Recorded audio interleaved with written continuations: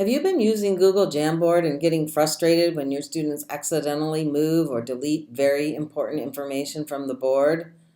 In this video, I'm going to show you how to create an image of the important information using Google Slides, and then add the image as the background for your Jamboard. The idea for the image I'm going to use as my example came from a blog post written by Merideth Akers, an elementary principal. A link to her post can be found on the slide for this video, as well as in the video description section on YouTube.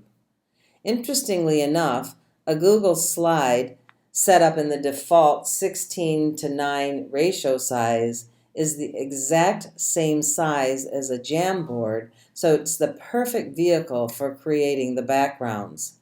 On my screen you can see the picture of the day master slide, and then here's an example with a picture of Martin Luther King Jr., and another example with the rock cycle. And what you would do is you would set up your master slide if you're going to have an ongoing series like this, and then you can just press Control D and get a duplicate slide so that each day you could add the new picture that you want to use. In this case, I'm going to stick with the rock cycle. That's my topic for the day.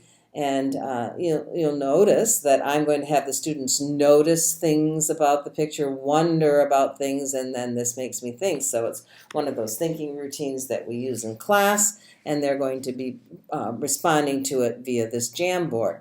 So now that I have the slide selected that I'm going to use today, I need to go up to the File menu and download it as an image. And so I'm going to go File, Download, and I can download it either as a JPEG image or a PNG image. Just make sure you see the word image in the choice you use for your download. Once I click download, I'll have an opportunity to name it. So I'm going to call it Rock Cycle, and then I'm going to put P of day so I know what it's for. And then I'm going to go ahead and click Save. It'll go into my downloads. And now I'm ready to go into my Jamboard. So I've gone to jamboard.google.com, and I'm going to add a new Jamboard. I'm going to make a new jam. It's going to open up, and this is going to be a picture of the day.